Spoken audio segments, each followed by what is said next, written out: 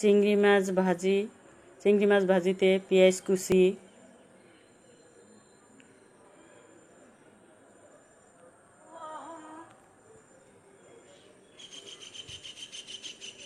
বেশি করে পেঁয়াজ কুচি দিতে হবে। তারপর হলুদের গুঁড়া,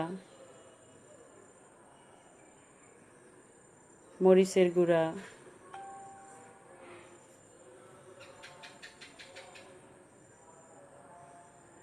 পরিমাণ মতো লবণ দিয়ে ভালোভাবে মাখিয়ে নিতে হবে।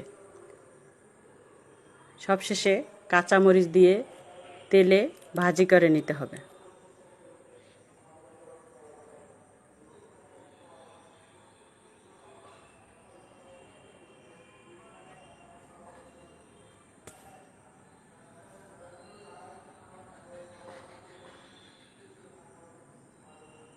কিছুক্ষণ পর পর নেড়ে চেড়ে দিতে হবে। এখানে কোনো রকম পানি দেওয়া যাবে না। পানি ব্যবহার করলে চিংড়ি মাছ পানসে হয়ে যাবে।